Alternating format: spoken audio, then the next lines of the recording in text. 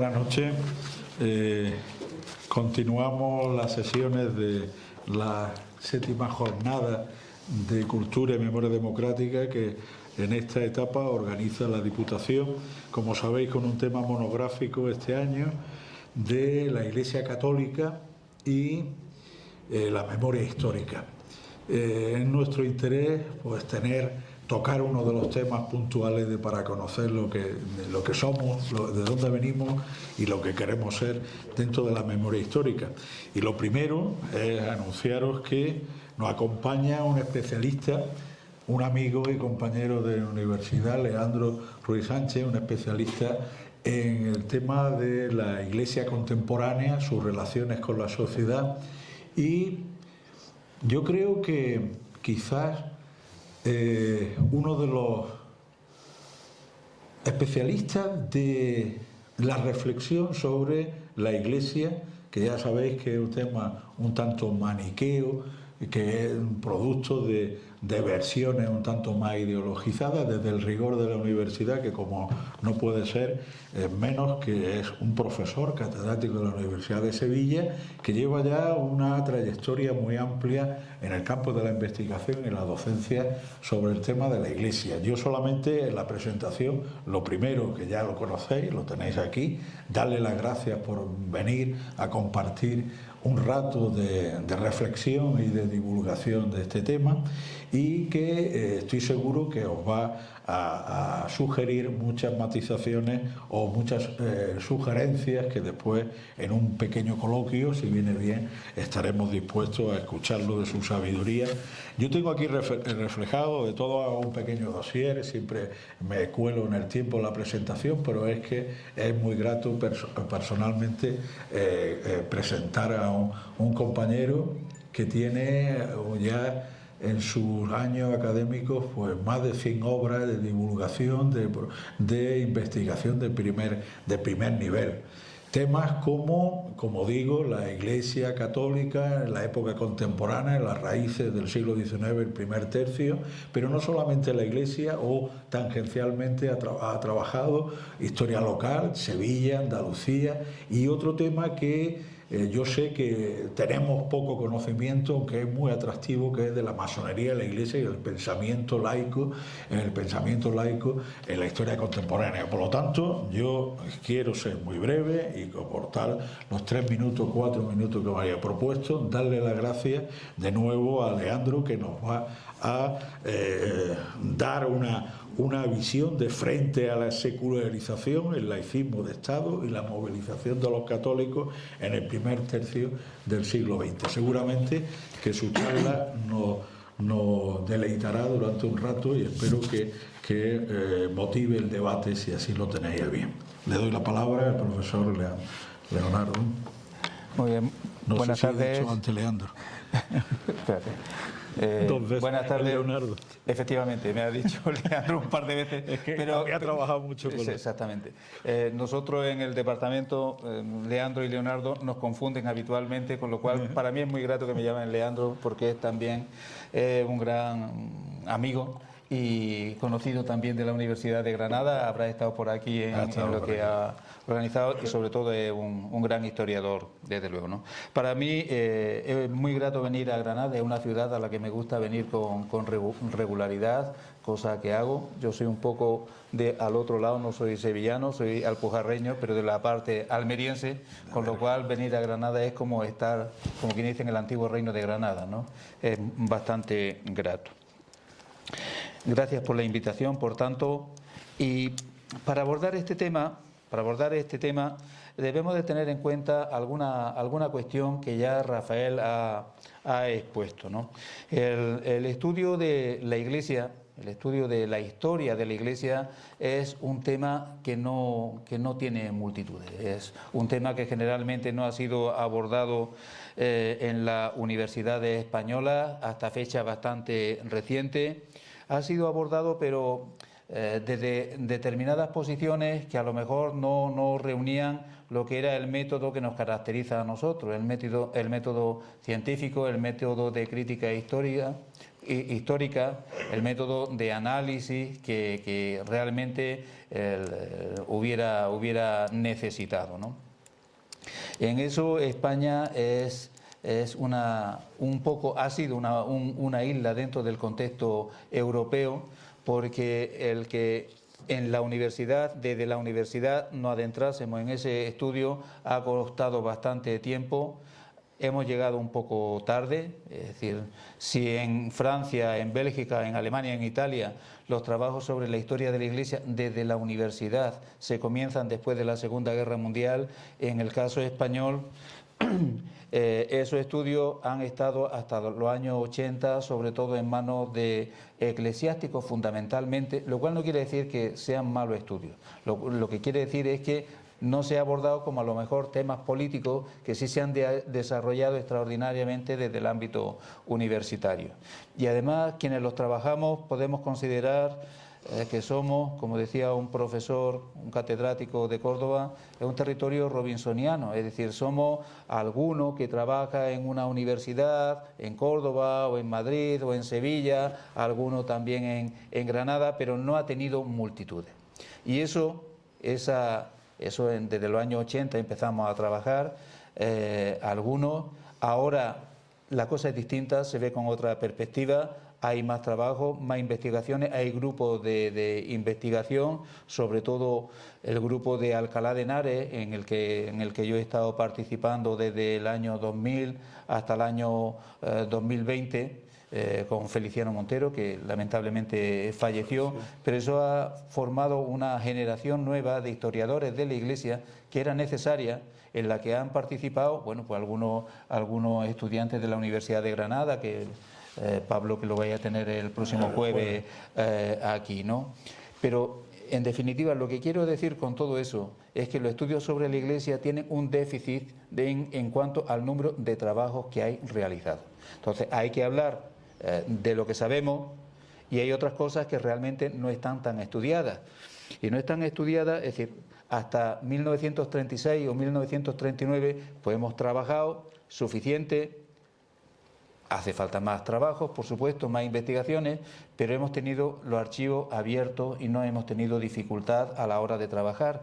Pero todo lo relacionado con la guerra civil o el franquismo, lo que se trabaja se suele utilizar a lo mejor un material que no es de primera mano, como sería el que tiene la propia Iglesia, y hoy por hoy esos archivos, incluso el archivo vaticano, que es necesario para consultar, bueno, pues está cerrado hasta el año 39, ¿no? Con lo cual eso dificulta. Por eso cuando hablamos un poco del franquismo, eso es más problemático, y desde luego cuando investigamos, por lo menos nosotros creemos que se va desdiciendo un poco lo que tradicionalmente venimos diciendo de esa relación, una relación que es estrecha en determinados momentos entre la Iglesia y el franquismo, pero el comienzo no fue precisamente bueno. Es decir, en el comienzo hubo bastante desconfianza, y hay algo que yo siempre le explico a mis alumnos, ¿no? Es decir, si hubo tan estrecha colaboración desde el primer momento, la va a haber con matices.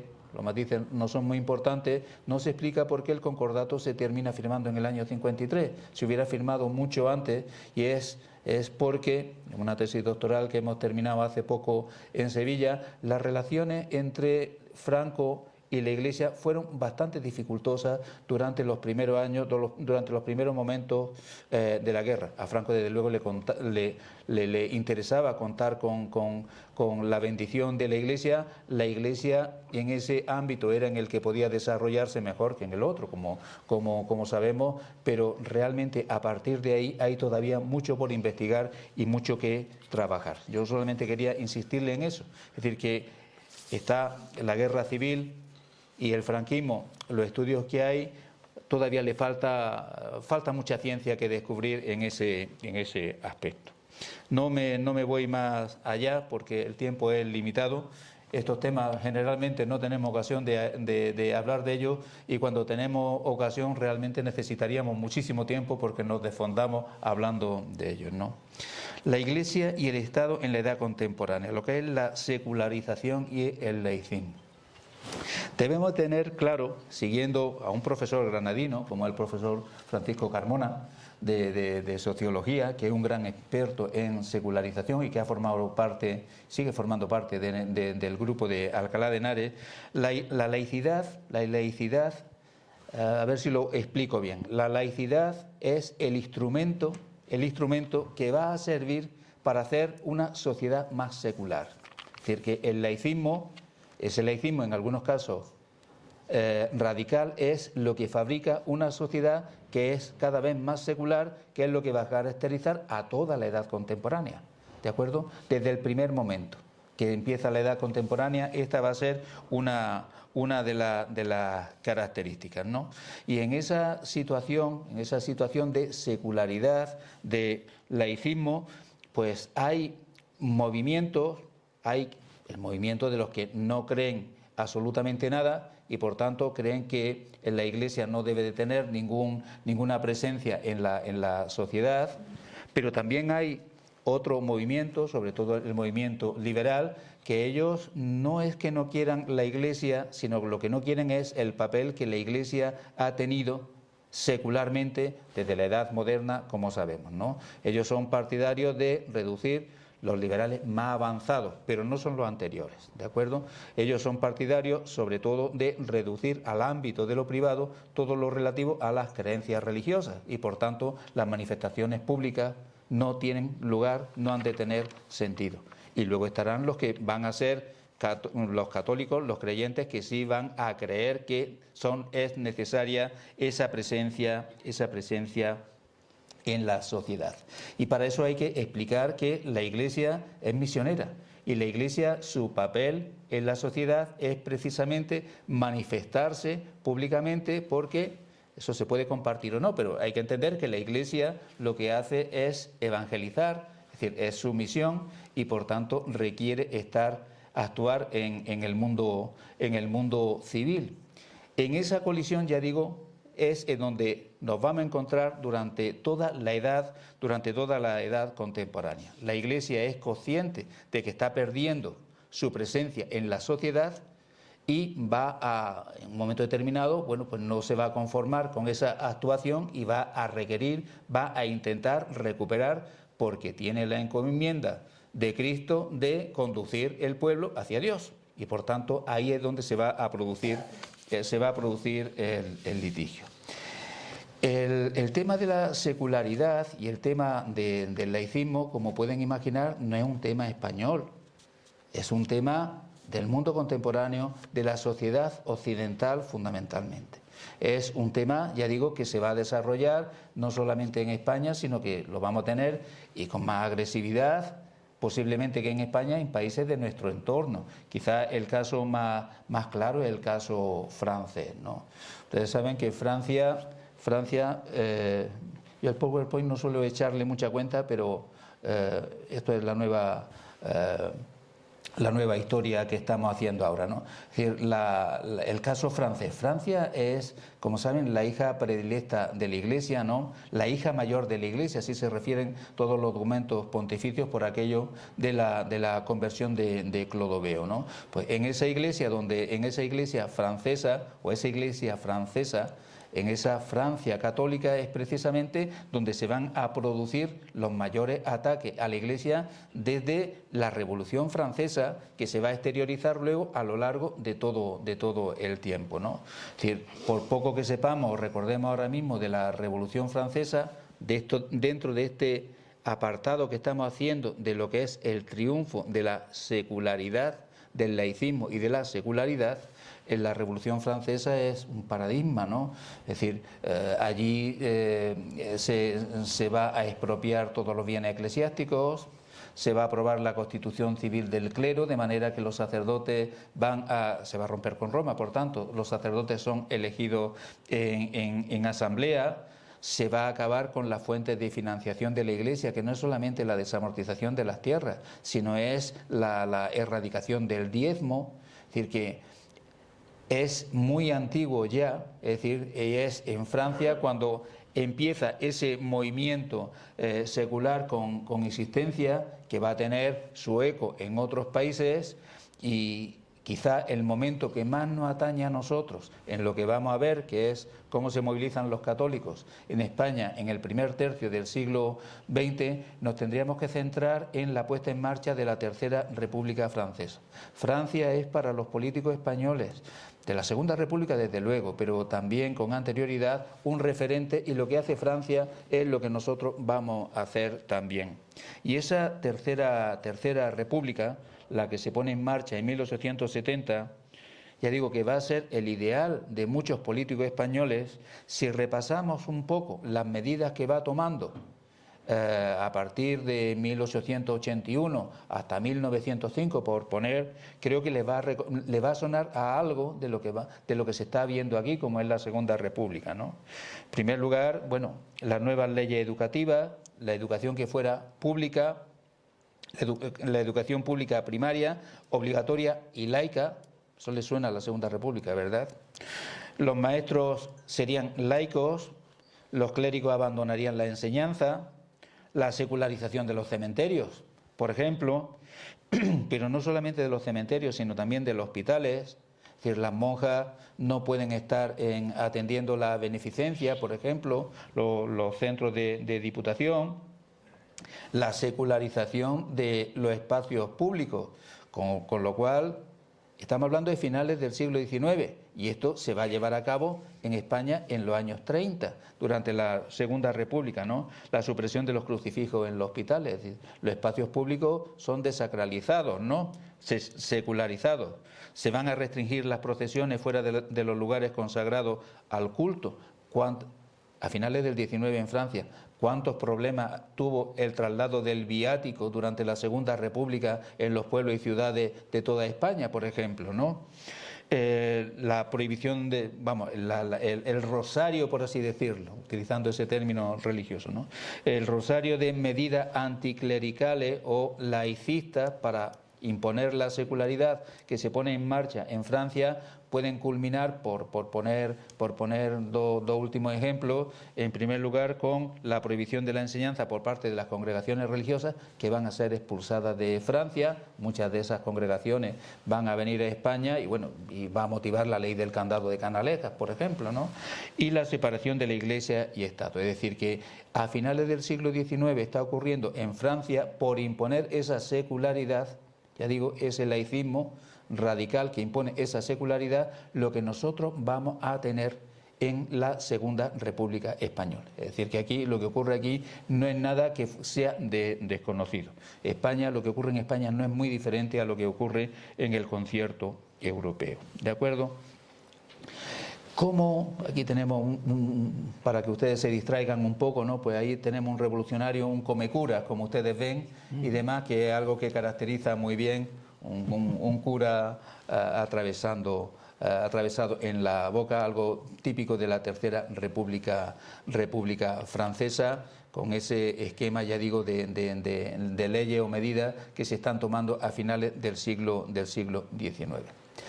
¿Cómo va a responder la Iglesia ante esta situación francesa? Luego vamos a ver cómo actuará en el caso español.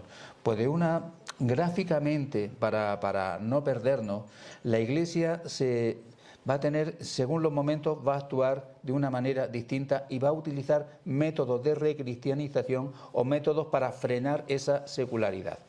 La primera fecha que debemos de tener, la tienen ustedes ahí, es 1878.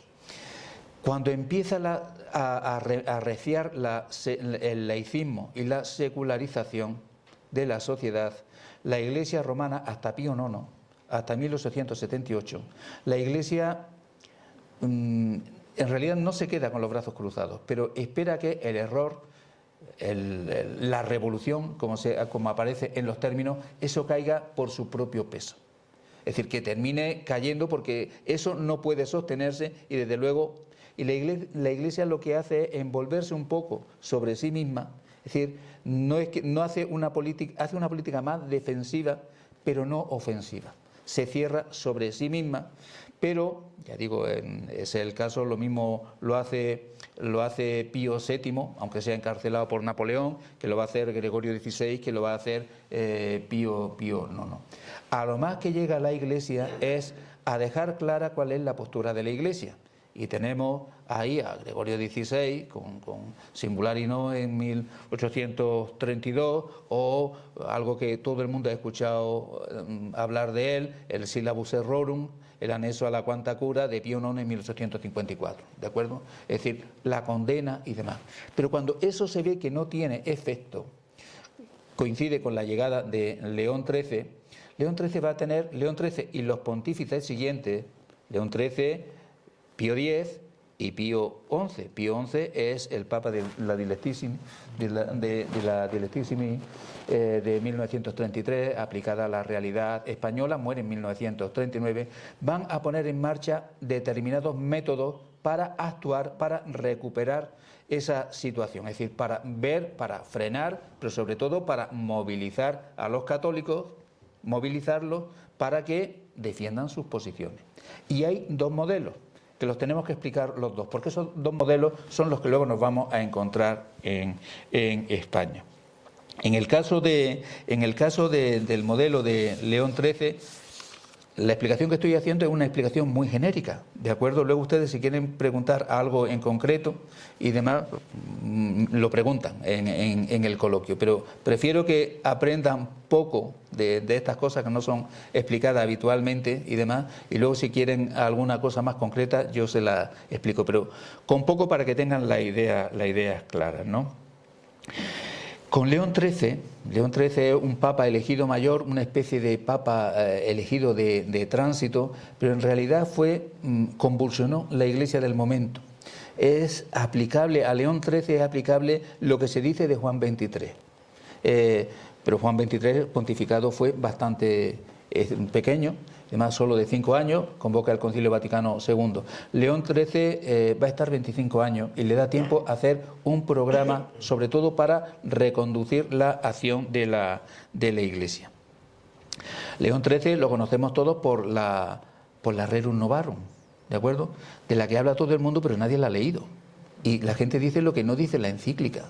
Esta encíclica de 1891, del 15 de mayo, San Isidro Labrador, eso hay que tenerlo también en cuenta, la fecha en la que se promulga, en realidad está condenando,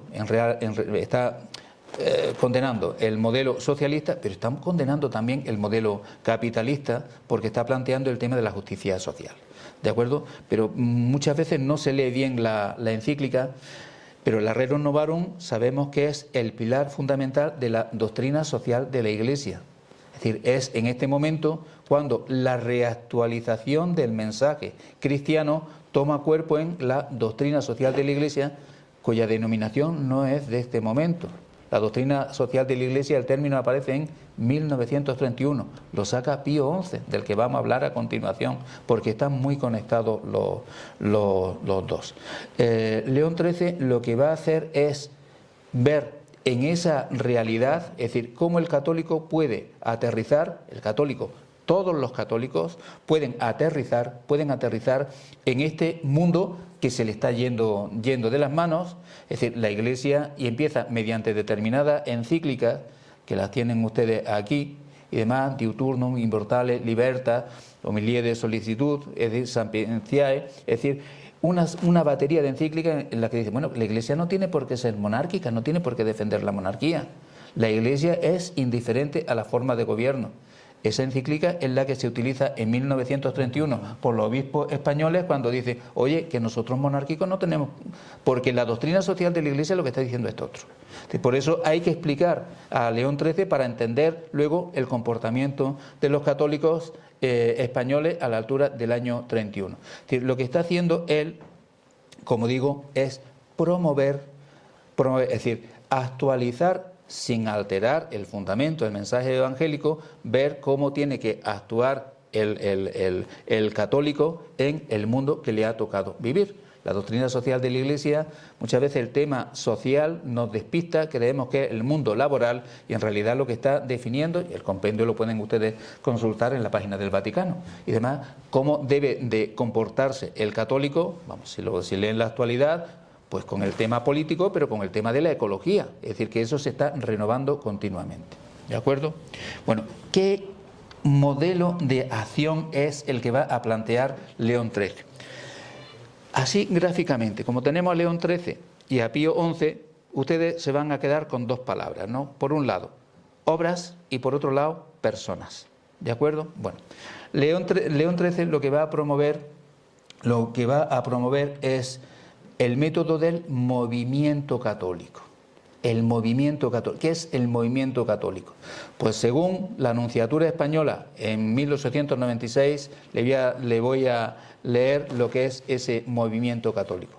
Bajo el título de Acción Movimiento Católico, lo pueden leer ustedes también, asociaciones, poner en marcha obras, círculos, sociedades, cajas rurales, entidades de crédito, prensa, todas aquellas obras nacidas bajo el impulso de la religión que, esto es lo importante, es decir, adentrarse en ese mundo cada vez más secular, ¿no? Tienden a impregnar las instituciones civiles en el espíritu cristiano, a restaurar la influencia.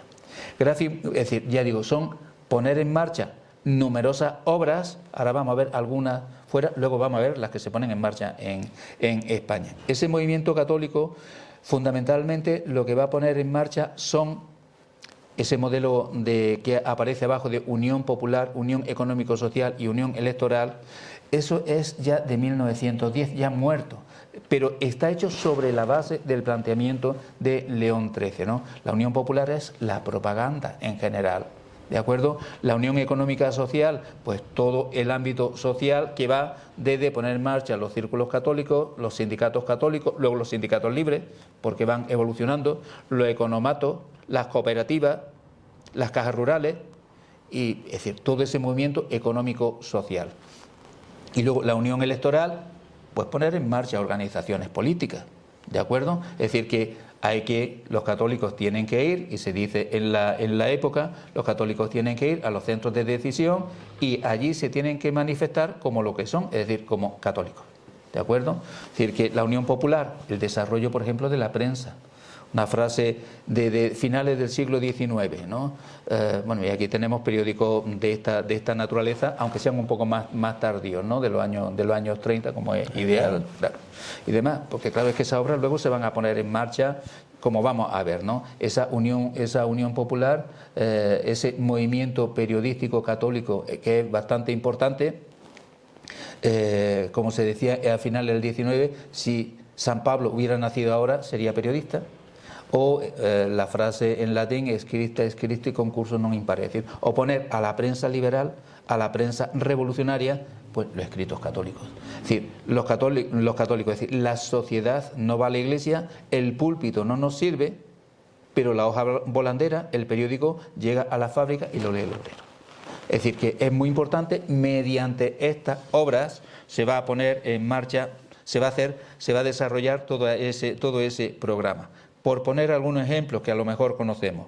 Es decir, en Francia se va a desarrollar sobre todo a partir del Conde Mún, y luego lo vamos a copiar los españoles, también de Bélgica, una red de círculos católicos de obreros de obras sociales. En el caso alemán, lo más característico de esta obra es el Centro Católico, que es un partido que todavía que sigue en los años 30 funcionando en Alemania, y bueno, no es una casualidad que el partido más importante conservador sea la CDU, la Democracia Cristiana en Alemania, pero claro, es que el antecedente lo han puesto en marcha a finales del siglo XIX. Pues si este es el movimiento de León XIII, en el caso de Pío X y Pío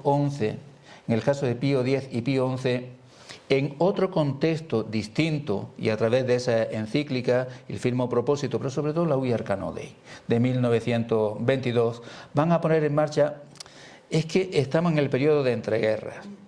En el caso de Italia, Mussolini tiene sus planteamientos que va a colisionar con las obras católicas.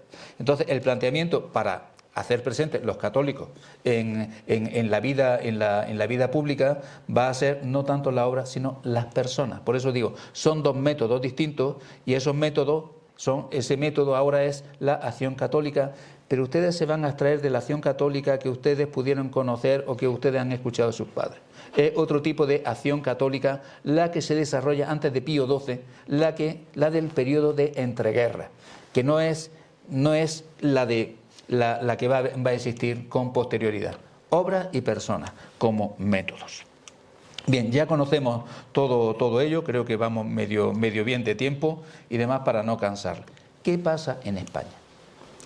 Bueno, pues en España, en realidad, si repasamos la historia, en España, el laicismo en España no es un laicismo radical, es decir, no es el caso francés, que es tan antiguo, ni es tan radical, salvo excepciones.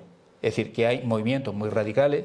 La Tercera República lo fue, los primeros momentos de la guerra, todos sabemos lo que realmente es, pero aparte de eso no hay, por tradición, España es un país mayoritariamente católico, la Iglesia va a tener una posición destacada dentro de la sociedad. Sí, sabemos que en el sexenio, de las primeras medidas que se van a tomar, bueno, cuando le explicamos a los alumnos los manifiestos de revolucionarios, de la Junta Revolucionaria de la Gloriosa, pues aparece el tema anticlerical, la confiscación de bienes de la Iglesia, etcétera. Sí, en el año 68, sí, en el año 31, sí, en algunos momentos en los gobiernos de Romanones, pero en realidad el liberalismo español no es un liberalismo tan radical. O sea que no tenemos una agresión tan grande aquí en España con respecto a la Iglesia como ha podido ocurrir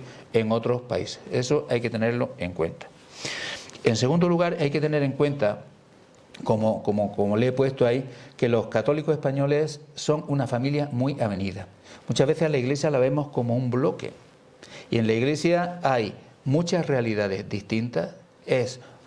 Vamos a ver, ¿cómo lo explico para que se me entienda? Es muy plural, pero plural en el sentido de las grandes diferencias que puede haber entre determinados planteamientos, vamos a ver, de los jesuitas del siglo XIX, que no son los actuales, por así decirlo, y aquí se va a hablar de los curas obreros, es decir, y todo eso cabe dentro de la misma Iglesia, ¿entendido? Es decir, es una Iglesia muy amplia, muy extensa, muy variada, pero en el caso de los católicos son una familia muy avenida, porque todos conocemos el grave problema, la situación del carlismo, que el carlismo está presente en 1833, pero el carlismo está dando guerra también, por así decirlo, en 1933 y en 1936. Es decir, y son unos católicos, sin lugar a dudas, eso es indiscutible, pero de carácter o de planteamiento, pues bastante integrista, por así decirlo, ¿de acuerdo? La palabra más adecuada que quizás sea reaccionario, ¿no? Es decir, que hay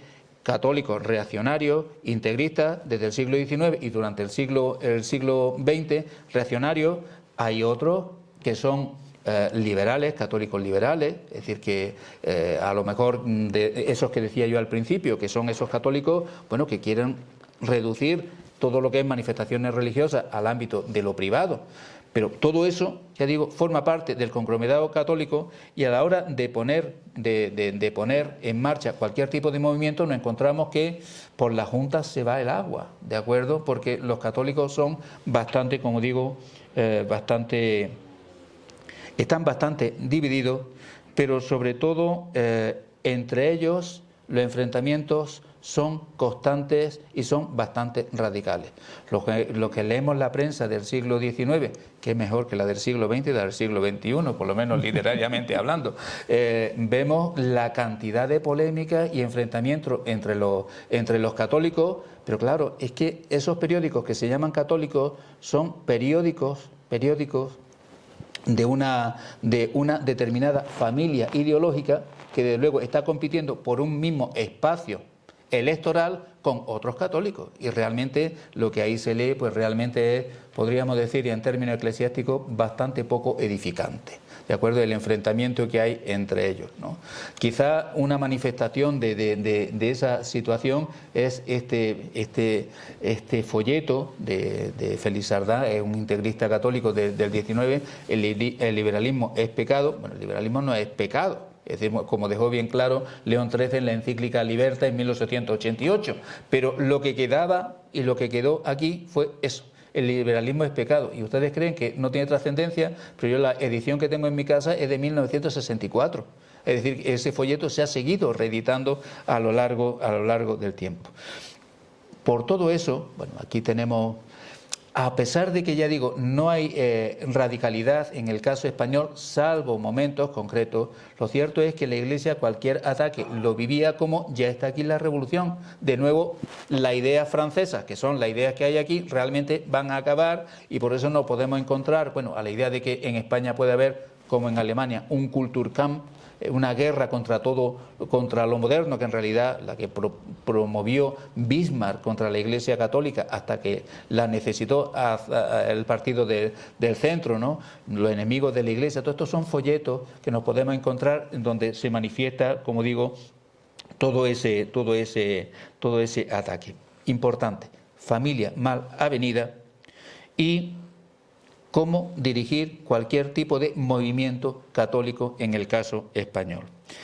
En realidad en España, movilización de los católicos, la más madrugadora que sepamos y que reconocemos, tiene lugar en el Sesenio con la formación de la Asociación de Católicos, un movimiento que se manifestaba contrario a la Constitución de 1869, una Constitución liberal, progresista, democrática, de un liberalismo democratizador, ¿no? Como sabemos, ¿no?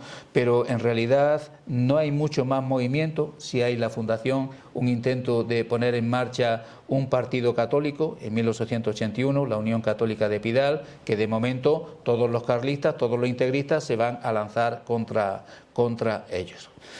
La movilización de los católicos españoles, por lo menos a juicio de los prelados, era necesario, y sobre todo esa idea de constituir un partido está presente. Ese partido lo vamos a tener luego en 1931 con Acción Nacional y luego la CEDA, ¿de acuerdo? Pero eso para promover a esos católicos en ese fin político, al igual que se había puesto en marcha en Italia, se van a promover los congresos católicos nacionales. Son 6 entre 1889 y 1902, y aquello terminó pues como el negro del sermón, ¿de acuerdo? Con la cabeza caliente y los pies fríos, o como el Rosario de la Aurora. Realmente en esos congresos católicos, ya digo, celebrados,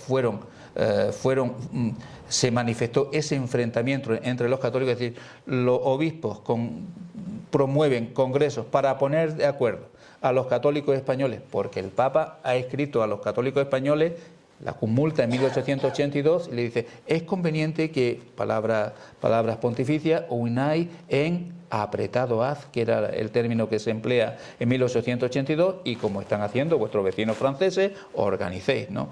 Esos congresos católicos, ya digo, no hay grandes resultados, pero sí es verdad que se apuntan lo que sería necesario algo más adelante, que el Congreso de Sevilla, la ponencia del obispo de Málaga, que era Marcelo Espínola entonces, le encargan la ponencia de deberes y derechos de los católicos en el orden político y medios prácticos de cumplir uno y ejercitar otros para evitar la completa apostasía de las masas, que es el término del siglo XX, ¿de acuerdo? Espínola es muy claro y además dice dos cosas que yo no le voy a leer los textos para no alargarme. Lo primero que hace falta es severa disciplina. Es decir, lo que no puede ocurrir es esa orquesta que desafina porque cada uno va diciendo lo que parece. La disciplina es la fuerza porque es el orden, y el orden es la sumisión. Sin subordinación a un jefe, la organización católica será un sueño, una ilusión quimérica. La autoridad es el episcopado y el papa, primero. Es decir, unión.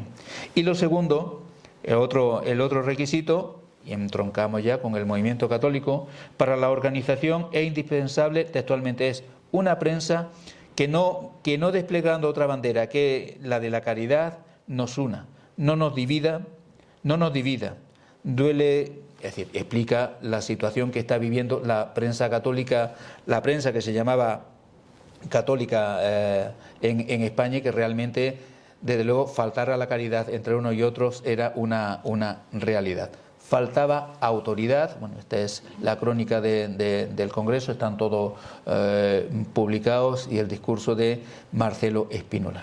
De todas maneras, ni Congreso ni nada. Se es incapaz de reunir a los católicos españoles, en cualquier tipo de movimiento. Incluso en el Congreso Católico de Burgos, el enfrentamiento con el cardenal primado, que el cardenal Sancha, fue atroz, ¿no? Porque la Iglesia española, la jerarquía, es consciente de ese liberalismo de corte moderado que es el liberalismo de la Restauración. En 1885, cuando muere Alfonso XII, en los funerales da ocasión a que se reúnan los prelados españoles, y ellos acuerdan, dicen, bueno, hay que hacer algo, ya digo, para apoyar al régimen, para apoyar a la regente, doña Virtudes, que era el apelativo que aparece en los textos católicos, ¿no? Es decir, mantener el sistema, porque el sistema no está beneficiando, ¿no? Pero ni aun así, como digo, los congresos católicos son capaces de sacar nada en adelante, ¿no? En el siglo XIX. Pero en el siglo XX, para promover esto después del Congreso Católico de Burgos, se busca llamar al Papa. A León XIII se tiene que pronunciar y decir, oye, esta empresa, a nosotros los obispos, los católicos, nos cuestionan. Es decir, para que se hagan ustedes una idea, es decir, los católicos son muchos, pero los obispos también están divididos. Los obispos, cada uno, representan una tendencia distinta. Eso ustedes también lo ven en la actualidad, ¿no? Y los califican y le ponen calificativo a uno y otro. Eso ocurría en el siglo XIX, ¿no? En este momento es cuando se llama a León XIII, y León XIII escribe una nota, es el breve Quod Nuper de 1903. Ese breve Quod Nuper lo que hace es decir, bueno, explicaré una cosa antes. Nosotros tendemos a ver la Iglesia como si fuera un ministerio o como fuera el gobierno, ¿de acuerdo? Y la Iglesia no funciona así. Es decir, esto a los estudiantes se lo explica. Los estudiantes ahora no saben lo que es un obispo, pero nosotros ahora, cuando tenemos que explicar cómo funciona la Iglesia, y la Iglesia no funciona, es decir, que el arzobispo de Granada no tiene autoridad sobre la diócesis sufragánea de Guadix o de Almería, ni el primado tiene poder sobre lo otro. ¿De acuerdo? Es decir, que el único que le puede llamar la atención al obispo de Almería o al obispo de Granada o al cardenal primado es el Papa. Entonces, esa estructura de la Iglesia que es singular y que es explicable por cuestiones de la propia Iglesia, impedía que hubiera una unidad, una cabeza que dijera cuál era el camino que había que seguir, ¿no? Pero León XIII, en ese breve Quod Nuper, que no suele aparecer muchas veces en los estudios, es importante porque dice: te encargamos a ti, cardenal primado, que tú dirijas el movimiento católico en el país. Ahora sí vamos a tener una persona que pueda poner en marcha ese movimiento católico. Ya hemos tenido que esperar, en el caso español, donde parecíamos todos tan católicos, ¿no? Un país completamente católico. Pues no, realmente no funcionaba. No solo eso, sino que los papas siguientes, a cada uno de los que llegaba a Toledo, le volvía a hacer el encargo, ¿de acuerdo? Es decir, y a ti, cuando llegue el cardenal Aguirre, que sustituye a Sancha, pues a ti te encargo que dirijas ese movimiento católico, todo lo relacionado con la dirección de los católicos. Cuando llega Guisasola, cuando llega Almaraz, cuando llega Rey Casanova, cuando llega Segura también, ¿de acuerdo? Ahora bien, cuando Segura es expulsado por la República y demás, como no hay cardenal primado hasta que llegue Gomá, lo que se va a hacer es eso, en vez de llevarlo el cardenal primado, lo va a llevar la Junta de Metropolitanos, el antecedente de la Conferencia Episcopal Española, que empieza a funcionar aproximadamente en 1920, ¿de acuerdo? He relacionado todos los nombres intencionadamente, porque claro, dependiendo de las características del cardenal primado, que es quien tiene la autoridad, el movimiento católico va a tener un sentido o va a tener otro. Y no va a ser lo mismo cuando lo pone en marcha Sánchez, que es una persona de amplitud de miras, que cuando lo vaya a poner en marcha el cardenal Segura a partir de 1927, que tiene un planteamiento mucho más integrista y que le va a coger la República. ¿Me entienden lo que quiero decir, no? Y una cuestión más que deben de saber también, es decir, cuando hablamos de la movilización de los católicos, eso tiene muchas denominaciones, ¿de acuerdo? Es decir, que cuando hablamos de acción social católica, con minúscula, ¿de acuerdo? Eso es movilización de los católicos. Cuando hablamos de acción católica, con minúscula, eso es movilización. Cuando hablamos de democracia cristiana, no estamos hablando de una ideología, estamos hablando de la movilización de los católicos según la Grave de Comunis de 1901. Es decir, que esa terminología también deben de tenerla en cuenta. Lo que vengo a referirle, en 1903 tenemos ya en marcha quién puede dirigir la empresa y entonces es cuando realmente va a empezar a funcionar mejor el modelo español. Curiosamente, en lo que a política se refiere, de los congresos ha quedado una junta nacional, una junta central de acción católica que a lo largo de 1904, 5, 6, 10 no quería, es decir, podemos promover obras sociales, pero no promovamos nunca un partido político, porque no interesa. Era un error, porque esos partidos ya existían, como ahora les voy a indicar. Ahora es cuando se va a poner en marcha este movimiento católico. Se va a buscar cómo unir a los católicos españoles en un proyecto político. Desde 1901 está funcionando una coalición electoral. Fue mi tesis doctoral, la Liga Católica de Sevilla, donde el prelado ha conseguido reunir a carlistas, integristas y católicos. Se están presentando a las elecciones municipales, están obteniendo diputados provinciales, más tardíamente van a obtener diputados en el Congreso de los Diputados. Es decir, Manuel Rojas Marcos en 1918 es vicepresidente del Congreso de los Diputados. Es decir, que hay una representación política. Es decir, cuando no funciona a nivel del Estado español, algunos por su cuenta y riesgo están promoviendo determinadas obras, ¿no? Es importante este movimiento, como le estoy diciendo. Es decir, están empezando a existir ensayos políticos en el caso español, pero también se está movilizando todo lo relacionado con la prensa. En 1904 tiene lugar la primera asamblea de periodistas católicos. Buena parte de los enfrentamientos que existían era a causa de los periodistas. En la actualidad también, vamos a decirlo así de paso, ¿no? por las polémicas que ellos mismos organizan, ¿no? Bueno, pues en 1904 se consigue reunir, aquello terminó regular, pero lo cierto es que se consiguió que los periodistas católicos, primero, aprendieran lo que era el periodismo católico y en segundo lugar, no se dedicaran a meterle el dedo en el ojo al otro periodista católico porque no compartía sus planteamientos políticos. Asamblea de la Buena Prensa, como se llamaba en aquel momento, tiene lugar en 1904, va a tener lugar en 1908 la segunda en Zaragoza y en 1924, que es cuando se empieza a utilizar el término en España de prensa católica, se está creando en Toledo la Junta Nacional de Prensa Católica, es decir, organizar toda la prensa católica. Estamos en el año 24 y el radicalismo es del año 31. Estamos organizando toda la prensa católica española para que participe, para que actúe al unísono.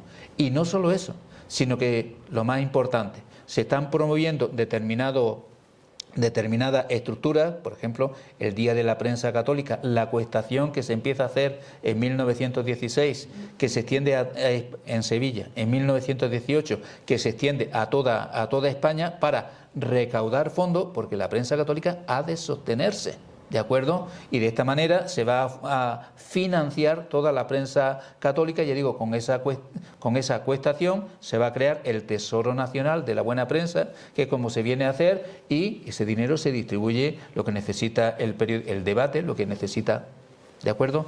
Eso es bastante importante.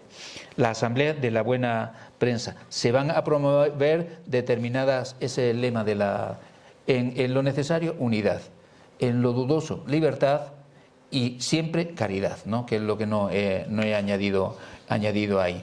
El movimiento de la prensa es espectacular. En los 25 primeros años en España, y todos participaban, seglares, sacerdotes, muchos corresponsales y demás, y seminaristas. Entonces son seminaristas participando en crear todo lo que eran las etiquetas de los periódicos, se lo facilitaban, en este caso es al Correo de Andalucía. Son seminaristas en el antiguo Palacio San Telmo, en el seminario, ya digo, preparándose en el ejercicio del periodismo, pero también preparando eso otro. En este momento, es decir, hay organizaciones políticas locales, ligas católicas, centros de defensa social, hay un movimiento periodístico importante, hay también el desarrollo a través del padre Vicén de todo lo que es el catolicismo social del momento, ¿no? La Asamblea Regional de Granada de 1907, por ejemplo, es importantísima. Es decir, vinieron, por lo menos en Sevilla, la referencia a ella es que aparecen por todos lados. Pero hacía falta una organización seglar que promoviera todo. Hasta ahora hemos visto que casi todo es eclesial. En eso van a venir en su ayuda los jesuitas, y en 1909 se va a crear en Madrid se va a poner en marcha un grupo de jóvenes. En realidad la movilización de los jóvenes es bastante importante. Se va a poner en marcha un grupo de jóvenes, es lo que va a terminar, un grupo dirigido por Ángel Herrera Oria, el que luego sería cardenal Herrera Oria en Málaga en los años 50 y 60. Y ese grupo en realidad, si tuviéramos que aludir a él, hoy lo conocemos de otra manera, pero si tuviéramos que aludir a él, era un grupo polivalente, ¿de acuerdo? Es decir, ¿qué necesita la Iglesia? Pues según lo que necesita, ellos se dedican a eso. Es decir, ¿qué necesita a la altura de 1909? Difundir la prensa católica. Pues Acción Católica Nacional de Propagandistas toma el término de ahí. Vamos, si leemos las cartas del nuncio aparece claramente, 1909. ¿Qué necesita un poco más adelante? Pues promover el catolicismo social, porque hay que movilizar a la gente y demás. Ellos son los grandes creadores de sindicatos católicos por toda Andalucía. Las campañas por Andalucía son, es decir, a lo que haya que dedicarse. Lo más importante en este momento es que van a poner en marcha el debate. Por primera vez vamos a tener un periódico católico de ámbito nacional, no un periódico en Granada, otro en Huelva no lo hubo, otro en Sevilla, el Correo de Andalucía, otro en Málaga, La Independencia en Almería. Hace falta para la empresa un gran periódico, y ese gran periódico a partir de 1913 va a ser el debate. Cuando los propagandistas en el año 31, en momento de radicalidad, ¿dónde se va a fundar Acción Nacional? En la sede del debate. ¿Quién está detrás de Acción Nacional y de la CEDA? Los hombres de Ángel Herrera, ¿de acuerdo? Así que, ya digo, ese es el gran movimiento, ya tenemos también las personas, tenemos la dirección, van a trabajar junto al Episcopado Español. Ellos, simplificando un poco para no irme de tiempo, van a realizar dos grandes manifestaciones en los años 20. En primer lugar, van a promover, que al final no la hicieron, la gran campaña social de marzo del año 22. Está promovida por Ángel Herrera, que es la personalidad más destacada de este grupo. Este grupo lo que quiere crear es una élite católica al servicio de la Iglesia, en todo lo que ellos necesiten. Ángel Herrera va a promover esa campaña social que está apoyada por el propio Alfonso XIII, que aparece claramente cuál es el sentido que tiene la exposición que tienen ustedes montado aquí, de apoyo. En un contexto de crisis social y política, estamos en los últimos años de la Restauración, el régimen de la Restauración se está cayendo a cachos. Ellos van a promover determinadas iniciativas que no voy a explicar aquí. Esa gran campaña social finalmente no se llevó a cabo, pero el lema de esa campaña, católicos sed patriotas, católicos, sed patriotas, patriotas, sed católicos, porque Dios así lo quiere y la patria lo reclama. Ese gran movimiento. El segundo gran movimiento es la fundación del Partido Social Popular en 1922. Es decir, que las obras del movimiento católico en España están cristalizando en los años 20. ¿De acuerdo? El Partido Social Popular, en Italia existe ya el Partido Popular Italiano, dirigido por un sacerdote, por Sturzo. Ellos van a promover ese partido, como digo, en víspera de la dictadura. Es un partido nacional, es un partido accidentalista, como luego lo va a hacer la CEDA, y lo que sí es cierto es que ahí suma. Es decir, es posible que los carlistas, que siguen con sus planteamientos, no lo sumen, pero otros católicos de partidos liberales, como son los mauristas, en este caso bastante derechizados a esta altura, se van a incorporar a ese partido. Es un partido que es aconfesional. Es un partido formado por católicos, pero desde luego no incluye en la definición del partido su condición de católico, aunque dice que sus planteamientos se basan en la doctrina social de la Iglesia. Es un partido sobre todo de cuadros, la idea de la élite, un grupo dirigente que lleva las cosas, no tanto la masa, ¿no? Partidarios del voto femenino, que tratan de reformar la administración local, etcétera. El problema es que el Partido Social Popular, el movimiento de la dictadura, con la dictadura se van a suprimir como la actividad política, y este partido también por diferencias internas va a terminar desapareciendo.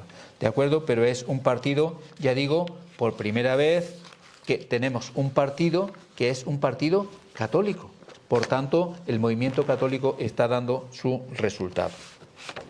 En el caso la dictadura no me da tiempo a hacer la explicación, es decir, pero la dictadura beneficia en gran medida a la Iglesia, aunque también la Iglesia se siente perjudicada por ello, pero en esa dictadura se van a poner en marcha esas organizaciones de estudiantes católicos, de juventudes católicas, es decir, se está poniendo en marcha, es el momento en el que la ACNDP, es decir, los propagandistas de Acción Católica, están poniendo en marcha todas estas organizaciones de estudiantes, es decir, está poniendo en marcha esa Acción Católica, que es el otro modelo de organizar la respuesta desde la Iglesia en estos momentos a lo que es el avance de la secularización y demás.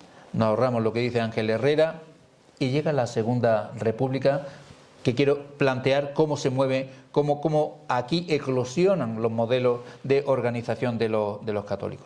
Desde luego, lo primero que van a hacer el 9 de mayo del año 31 los metropolitanos españoles, es decir, lo que nos viene es complicado, es decir, hay que prescindir de tendencias políticas y hay que dinamizarse, hay que actuar para responder. Bueno, conocemos todo lo que ocurre durante la Segunda República. Bueno, pues durante la Segunda República se van a mantener las antiguas obras católicas, ¿de acuerdo? Es decir, el partido, la antigua obras católicas, es decir, se va a poner en marcha Acción Nacional, como hemos dicho, es decir, los obreros, el partido católico va a funcionar, va a engrosar filas, es un partido que va a movilizar, como ya digo, en el electorado. También Acción Popular y la CEDA.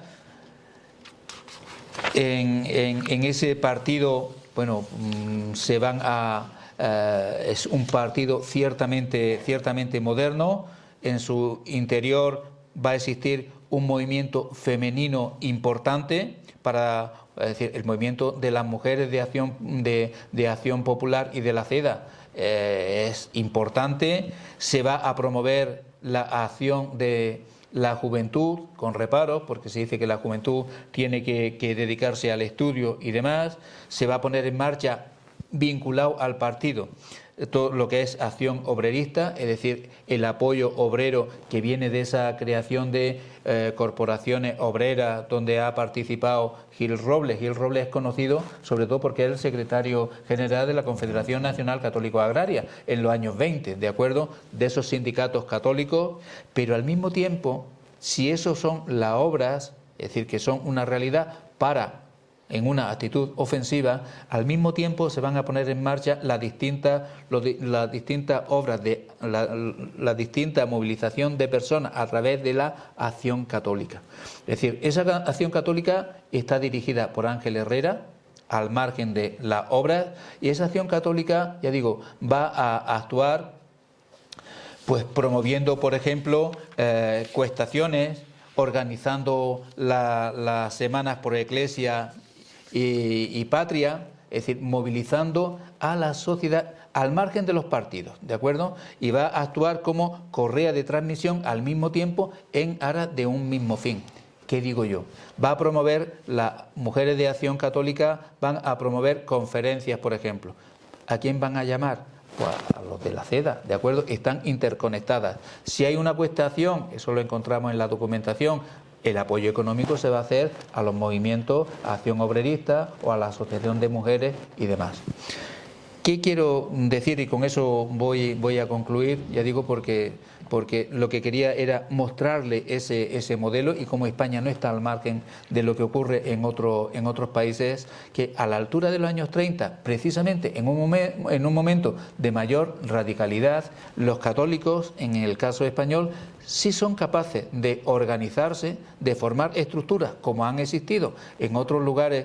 Muchas veces no las conocemos bien porque no se conocen bien porque no se conoce bien la estructura de la Iglesia y se confunden unas cosas con otras, pero en realidad esas dos realidades de obras que ha promovido el movimiento católico de León XIII y de personas que ha promovido Pío XI, sobre todo con el firme propósito, ¿no?, va a confluir, ya digo, en estos momentos republicanos para obtener unos resultados importantes dentro de lo que es la República.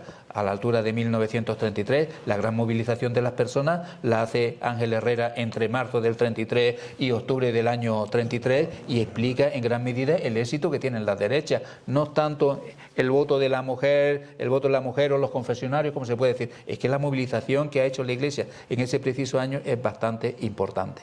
Eso es lo que va a existir, ya digo, y luego va a venir la guerra que lo va a trastocar todo, ¿no? Pero yo, ya digo, con eso creo que debo de cerrar mi intervención explicando sobre todo lo que me interesaba, es decir, cómo se mueven y demás y cómo responden a esa secularización que no es solamente española, que es europea y que participa, como ha participado otros países europeos, en ese movimiento.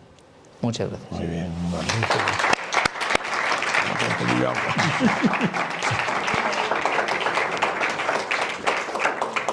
Pues agradecemos la muy didáctica información que nos ha trasladado el profesor Leonardo, que ahora no me voy a equivocar, y abrimos un pequeño turno de si alguien en la sala quiere pues hacerle algún tipo de sugerencia, matiz o simplemente participar en el coloquio. Tenéis la palabra, el que... Venga, alguien. Venga, alguien que se arranque. Arriba del todo. Ay, perdón. Sí. ¿Hay micrófono allí por ahí?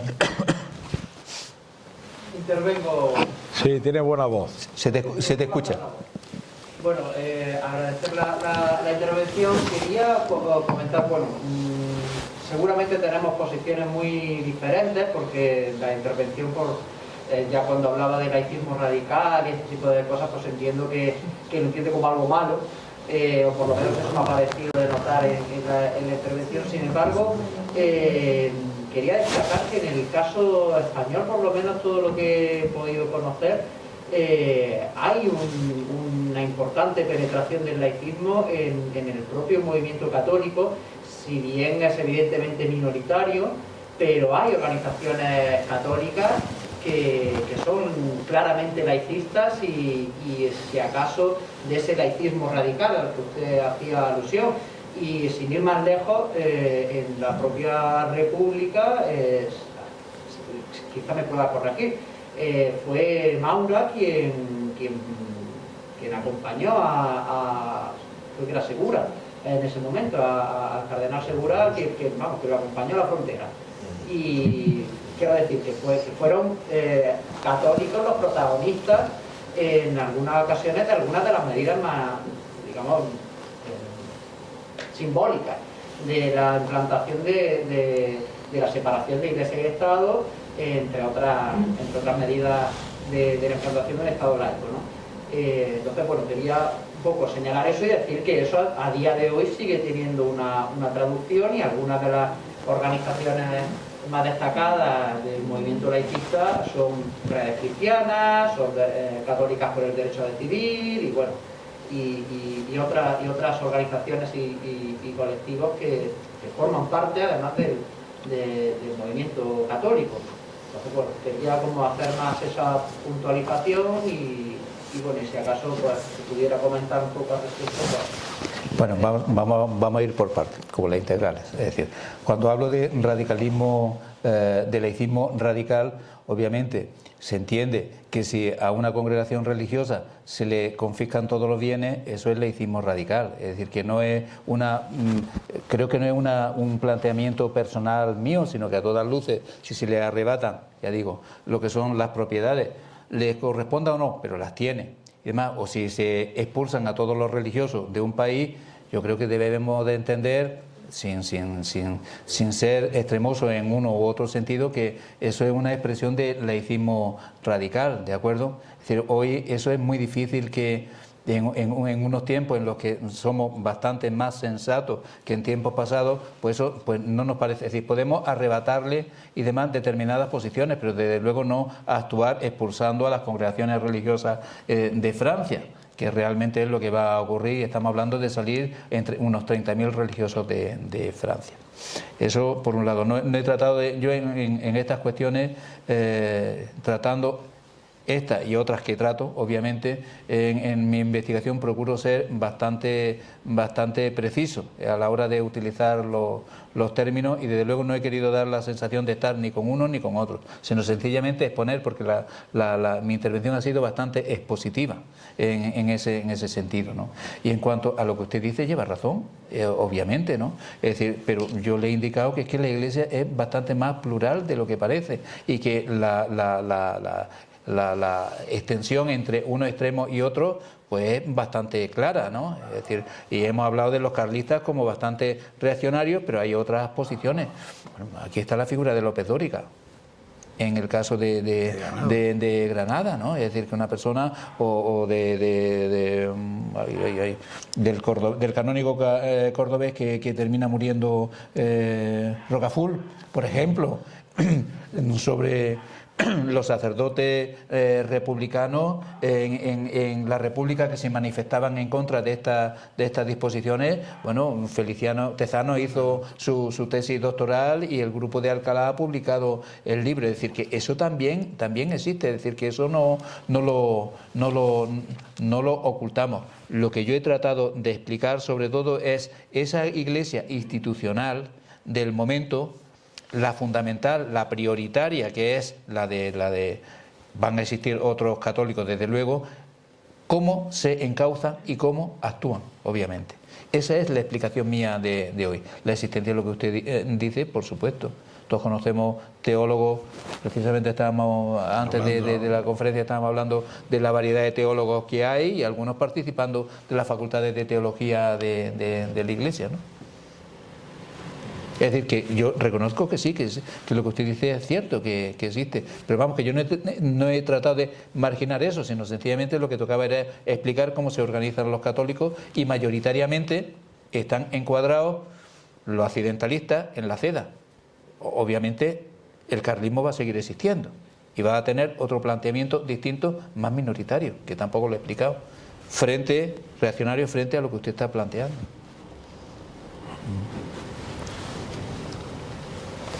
¿Alguna otra intervención?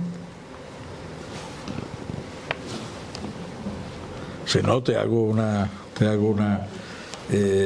leyendo algunas de las impresiones tuyas. Me ha llamado la atención, no sé si lo sabéis, lo he comentado antes en la brevísima exposición o presentación, que el profesor Leonardo ha sido presidente de una comisión de mártires de la causa, ¿no? Es decir, que la pregunta es ¿por qué es tan difícil a una parte de la sociedad? Y yo voy desde el punto de vista casi sociológico-político de nuestra derecha actual, el tener ese doble rasero que no importa reconocer públicamente los mártires de la causa, y tú lo has tratado muy bien, los mártires, los motivos que hoy son suficientes para llevarlos a beatos. En estos días he comentado con los compañeros de esta casa, que mientras hablaba, que cuando pensábamos en la exposición, hace un mes escaso, aquí en Granada se han beatificado 16 mártires de la causa. Y cómo el planteamiento, que es una reflexión que hago, que posiblemente tenga cierto interés, cómo es tan difícil que para determinados medios, para sus beatos, sus mártires, no hay problema en conocer, y no hay el mismo posicionamiento para reconocer que hubo otro tipo de beatos, podríamos decir laicos. Es decir, todos los que dieron su vida en represión durante la guerra y la tremenda posguerra.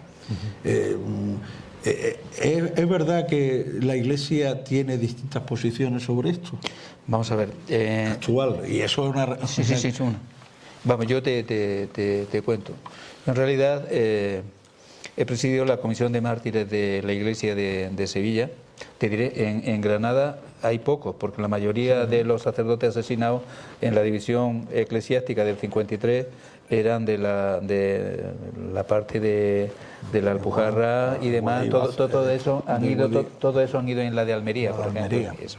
Bueno, yo he presidido la diócesis de la archidiócesis de Sevilla, que van 21 personas, 10 sacerdotes, 10 un seminarista y 10 laicos, y luego también he estado en la de Jaén, que está clausurada, en la que van 120 personas.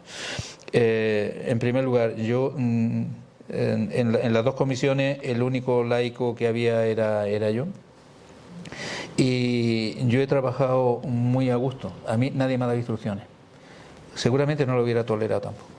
Es decir, que a mí se me ha dejado trabajar, y se puede decir que lo que yo he dicho ha ido a misa, por así decirlo, ¿no? Y cuando ha habido alguna observación y yo he dicho que por ahí no, y demás, no ha ido, ¿de acuerdo? Eso por un lado, ¿no? Yo también he dicho, y lo he dicho allí también, que yo creo que en este país el que haya gente todavía es decir, que toda persona, como dice la propia doctrina social de la Iglesia, ¿no? La dignidad de la persona es lo principal, y el primer punto, el primer elemento de la doctrina social de la Iglesia tiene su dignidad, y yo creo que una persona debe de estar, por ejemplo, enterrada en un sitio digno, ¿no? Y eso yo lo he dicho delante de todo el que esté delante mía, y a mí nadie me ha llevado a la contraria, también es verdad, ¿no? Y también suelo decir con los colegas que somos un país un poco extraño, es decir, que todavía en el tema de la guerra, luego hablamos de la derecha si quieres, no hemos sido capaces de ponernos de acuerdo en las víctimas inocentes de la guerra, que son la mayoría, y demás, y cada uno, las víctimas inocentes son las suyas. Y para mí, tan víctima inocente puede ser el alcalde republicano que cuando llega la represión y demás, o llega la liberación, demás, lo fusilan. El hombre lo fusilan, pero realmente, ¿él qué ha hecho? Si él estaba dentro de la legalidad, ¿no? Como el sacerdote, que por el hecho de ser sacerdote coge y lo llevan y lo fusilan. Es decir, creo que también es una víctima inocente. Todavía no hemos sido capaces de ponernos de acuerdo en eso, ¿no? Y es verdad que parte de la derecha, hay que decirlo, yo tengo que tener mucho cuidado muchas veces cuando hablo, aunque nunca... yo suelo decir que yo no callo ni bajo agua, es decir, lo que tengo que decir lo voy a decir educadamente, ¿no?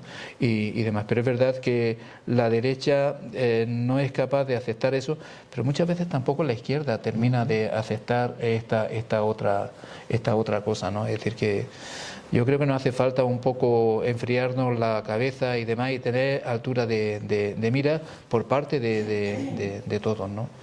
El otro día con Fernando Martínez, con el secretario de Estado de Memoria Histórica, que es un colega nuestro, es catedrático de Historia Contemporánea de Almería, ¿no? Y demás, hablamos de estos temas, ¿no? Cuando nos reunimos decimos lo mismo, es decir, todavía no hemos sido capaces de asumir esto y sobre todo de quitarle fuego, de radicalidad, pero por parte de todos, ¿no? Ahí me quedo. Ya está. Ahí me quedo.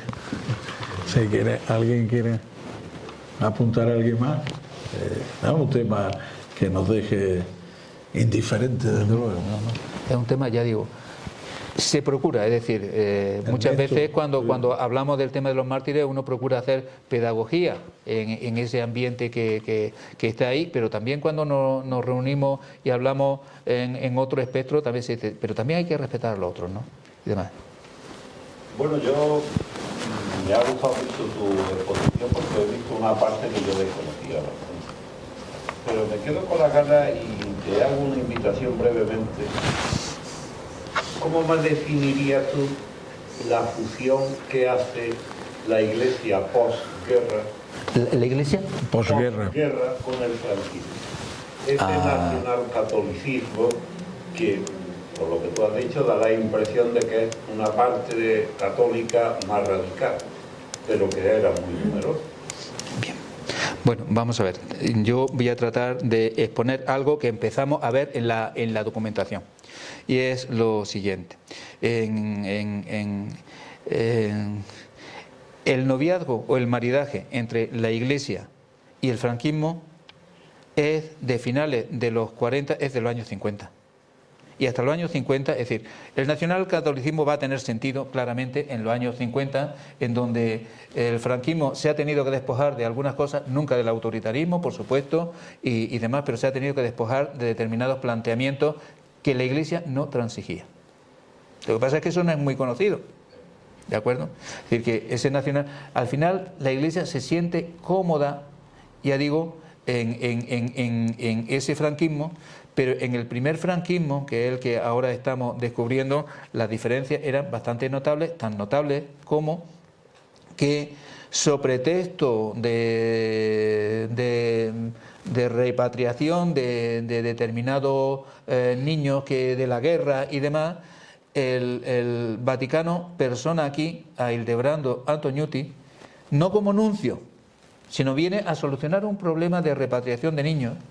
Viene aquí en el año 37, Franco estaba como loco para recibirlo en Burgos, ¿de acuerdo? Y en realidad él lo que está es informando, es la tesis doctoral de Santiago, que se ha publicado hace 2 años y demás, que hemos hecho en Sevilla, y lo que está haciendo es prácticamente espiando a ver por dónde van los comportamientos de Franco, sobre todo en relación con el nacionalsocialismo que acaba de ser condenado por la Iglesia en marzo del año 37. Entonces es lo que está mandando informes y es a ver si el régimen desde luego va por esa deriva o va por la deriva de Mussolini y demás, el régimen y la Iglesia no se entienden. Ese es Ildebrando Antoniuti. Caso distinto es el caso de Gomá, que es el cardenal primado. Gomá ve la guerra no en Toledo, no la ve en Valladolid, la ve en Navarra, donde está de vacaciones. Entonces él ve la guerra que hacen los carlistas, que es distinta a la que hace la Falange. Entonces él emite un informe sobre la guerra, que son los informes que está viendo de lo que es la guerra allí. Pero el propio Gomá, el problema que tiene es que tiene un cáncer y va a morir a principios del año 40, pero el propio Gomá, cuando va avanzando la guerra, se está dando cuenta de que el estado de Franco de ese momento es un estado en el que quiere una iglesia al servicio del ideal franquista. Y entonces es explicable, por ejemplo, se está dando cuenta de que cuando él pide para todo el bando republicano, pide misericordia, como hace la Iglesia y demás, su obra es censurada y no se puede publicar. Y vamos a ver si nosotros y Franco... Ahora resulta que a mí, el 14 de septiembre del año 36, Pío XI, en Castel Gandolfo, el día 14 de septiembre es la exaltación de la cruz, una fiesta religiosa importante. En Roma hay mucho periodista católico refugiado, y cuando acuden a la audiencia del Papa, el Papa lleva el texto escrito. Pío XI es un gran intelectual, posiblemente es el Papa intelectual más que Pío XII. Pío XII pronunciaba unos discursos impresionantes, pero el gran Papa intelectual es Pío XI. Y además, pronuncia un discurso, y claro, cuando en ese discurso al final está diciendo que espera que los sublevados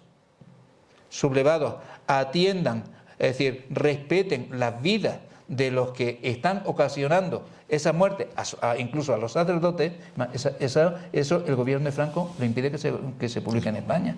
Es decir, que Franco está aplicando la censura. Esto es lo que no se sabe, y esto es lo que, cuando empezamos a adentrarnos ahí, estamos viendo el grave enfrentamiento que hay, ¿no? ¿Por qué la Iglesia? Es decir, la Iglesia está padeciendo... Otro caso es el de Play Daniel, ¿de acuerdo? Que no voy a entrar aquí, porque si no estaríamos hasta mañana, porque da mucho de sí. Otra cosa es que la Iglesia, que es lo que dicen los metropolitanos, o la carta colectiva del Episcopado Español de julio del año 37, nosotros estamos con Franco y con este bando porque en el otro no podemos estar porque nos matan. Eso lo dice la carta del 37 de la Iglesia. La Iglesia se echa en brazos de Franco porque en el otro lado estamos viendo lo que ocurre entre agosto y diciembre, por poner una fecha del año 36, ¿no? Es una necesidad estar en el otro bando, ya digo.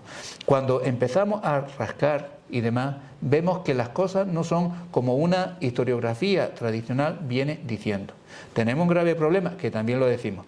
Es necesario que se abran los archivos eclesiásticos para que veamos con nitidez lo que ha ocurrido. Y además, creo que nadie se va a asustar. A esta altura de la película nuestra nadie se va a asustar. Eso sí, el entendimiento, es decir, una vez que Franco ha evolucionado, sobre todo para el año 45 tenía que evolucionar necesariamente, y todos sabemos lo que ocurre. En los años 50, bueno, pues es un franquismo, ya digo, distinto, y ahí sí realmente hay ese entendimiento entre Franco y la Iglesia, claramente. Pero con anterioridad lo que encontramos... Cuento lo de Play Daniel. En el archivo del cardenal primado fui yo a consultar. Yo me muevo en los archivos eclesiásticos y en masónicos también y demás, y en Toledo y demás, y claro, ya conocía yo una referencia diciendo, bueno, el archivo de Play Daniel todavía no se ha abierto. Pero Play Daniel le decía a personas eclesiásticas que ya han fallecido, que eran amigas mías. Dice, Play Daniel nos decía, todo lo que dicen de la Iglesia en aquel momento, cuando lean todo lo que hay ahí, se van a enterar de cómo mienten con lo que dicen. Y además, de las gestiones que la Iglesia está haciendo en múltiples cosas. ¿Vale? ¿Por qué no se abre? Bueno, porque la Iglesia en eso, fíjate, yo creo que no es tanto de lo eclesiástico como de los laicos. Los laicos muchas veces, los laicos católicos son muchas veces bastante más restrictivos que pueden ser los clérigos, ¿no? Y ahora en determinados archivos, no voy a mencionar los lugares, ¿no? Los más celosos guardianes de tal son los laicos que dirigen esos archivos, que yo creo que lo eclesiástico, cuando le explica el tema, dice, bueno, pero es que el archivero ha dicho que no se abre todavía por la ley de protección de datos y no sé cuánto. Pero esto es mentira, todo eso está desfasado. ¿El titular quién es? El titular es la Iglesia. La Iglesia. El titular es la Iglesia, y era el que tenía que decir. Bueno, pero hay algunos laicos que se creen más que el obispo y que el Papa, que yo las conozco. Muy bien. Vamos, es un tema que requiere mucha más investigación y mucho más trabajo. Muy bien, hay otra. Bueno, entonces le damos la... Bueno, muchas gracias a todos, es un placer como siempre venir a Granada.